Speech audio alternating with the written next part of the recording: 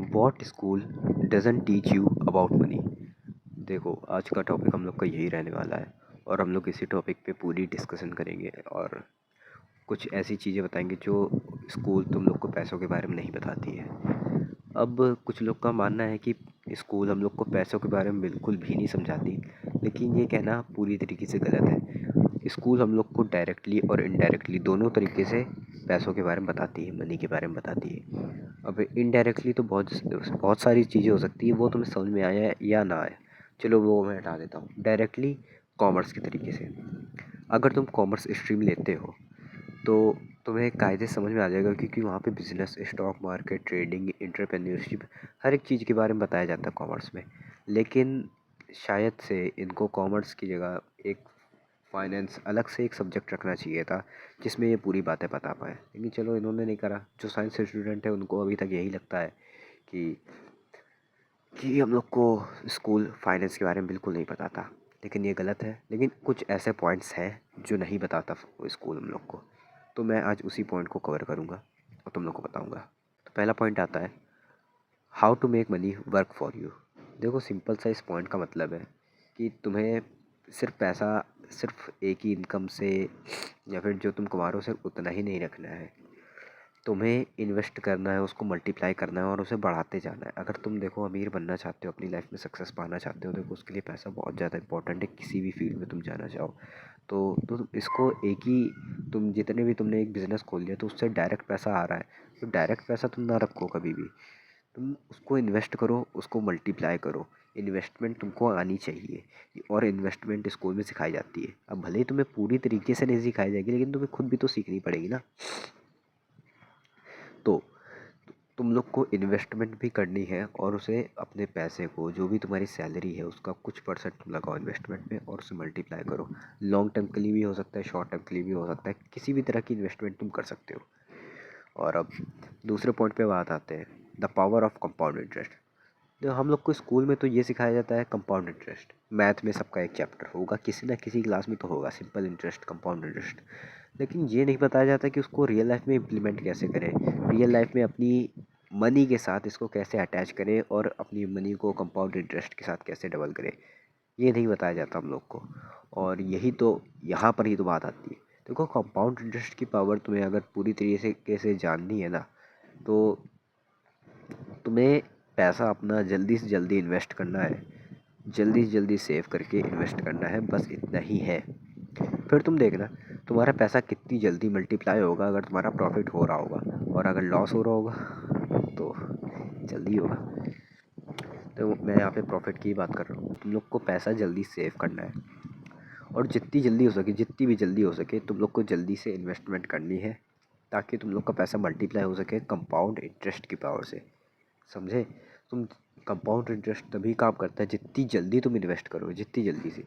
तुम्हारी एज अभी 18 है, तुम इन्वेस्ट कर दो, अभी अभी ही इन्वेस्ट कर दो।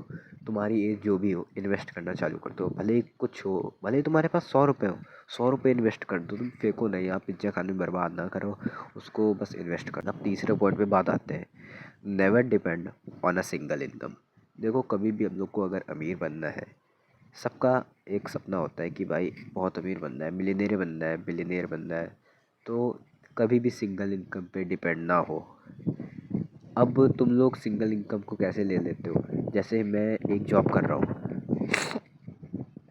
तो मेरा साइड क्या हो गया, साइड इनकम क्या हो गई, इन्वेस्टमेंट, स्टॉक मार्केट।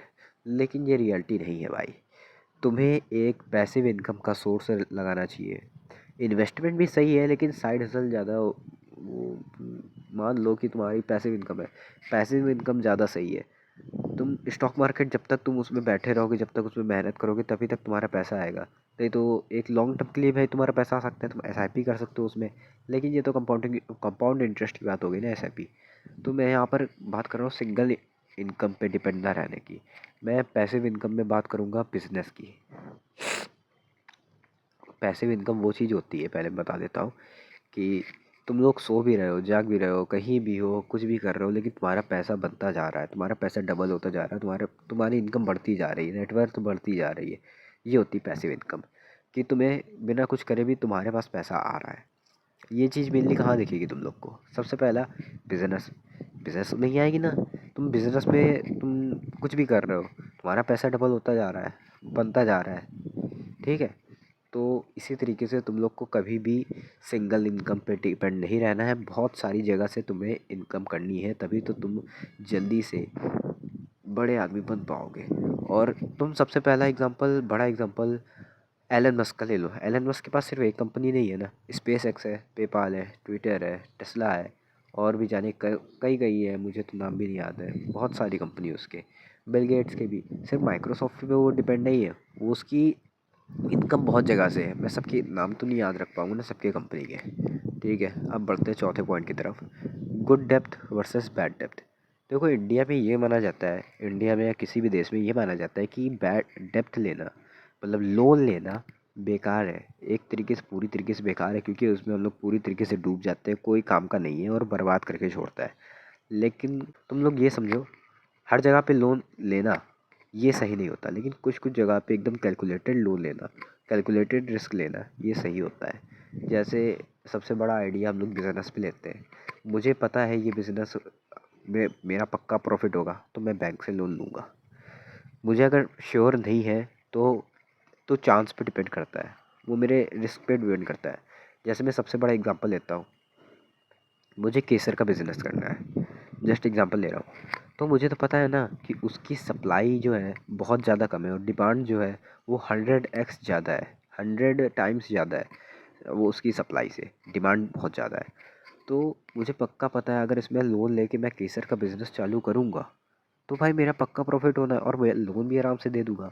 यहीं पर इंडिया के लोग मात खाते हैं, वो लोग गलत जगह पे लोन ले लेते हैं और कहते हैं भाई बेकार है, इंडिया का लोन सिस्टम पूरा बेकार है, मुझे डुबा दिया, मैं कंगाल हो गया, ये सब होता है। तो हमेशा कैलकुलेटेड लोन लो, कैलकुलेटेड रिस्क भी लो, और तुम मज़े करो। अब पाँचवें पॉइंट पे बात आते हैं, financial education is more important than a higher salary. देखो ज़्यादा कोई पॉइंट टफ नहीं है, बस हेडिंग थोड़ी टफ थी। इसका मतलब ये है कि तुम्हारे पास सैलरी चाहे जितनी भी हो, सबसे ज़्यादा इम्पोर्टेंट फाइनेंशियल एजुकेशन होती है। तुम्हें फाइनेंस के बारे में पूरी तरीके से अच्छे से एजुकेशन होनी चाहिए, तुम पैसे को हैंडल कैसे करते हो वो भी होना चाहिए। अगर तुम महीने का 1 लाख कमा रहे हो और तुम्हारे पास फाइनेंशियल एजुकेशन जीरो है, तो तुम उसमें भी 1 लाख में अपना गुजारा नहीं कर पाओगे, अलग से ऊपर कितने भी लाखों का डेप्थ भी ले लोगे, लोन पे भी चले जाओगे। और अगर तुम्हारी सैलरी 10,000 है लेकिन तुम्हें फाइनेंशियल एजुकेशन बहुत ज़्यादा है कि मनी को हैंडल कैसे करते हैं ये सब वगैरह, तो तुम उसमें भी सेविंग कर लोगे। 10,000 में भी पर मंथ मिल रहा है तुम्हें 10,000, उसमें भी तुम सेविंग कर लोगे बहुत आराम से। ये होती है फाइनेंशियल एजुकेशन। देखो मैं यहाँ पे फाइनेंशियल एजुकेशन बताने नहीं बैठा हूँ कि क्या होती है, लेकिन बस उसका इंपॉर्टेंस दे रहा हूँ कि वो सबसे ज़्यादा इंपॉर्टेंट होती है। अब तुम कहीं पर भी यूट्यूब में जाके सर्च कर लो फाइनेंशियल एजुकेशन के बारे में, वो पता चल जाएगा, बहुत सारे करोड़ों ऑफ वीडियोज़ हैं, तुम आराम से देखना और अपनी फाइनेंशियल एजुकेशन को और स्ट्रॉन्ग करना, ठीक है। और ये पांचों पॉइंट्स को ज़रूर फॉलो करना, क्योंकि ये पांचों पॉइंट्स स्कूल में नहीं बताए जाते, और ये बहुत ज़्यादा इंपॉर्टेंट पॉइंट है जो तुम्हें लाइफ में बहुत ज़्यादा सक्सेसफुल बनाने में बहुत ज़्यादा मदद करेंगे, पैसे को मल्टीप्लाई भी करेंगे, तुम्हारे वेल्थ को इंक्रीज़ करते जाएंगे, ठीक है। और बताना वीडियो कैसी लगी कमेंट्स में, और अगली वीडियो किस टॉपिक पे चाहिए वो भी बताना। मिलते हैं किसी और वीडियो में, तब तक के लिए बाय बाय।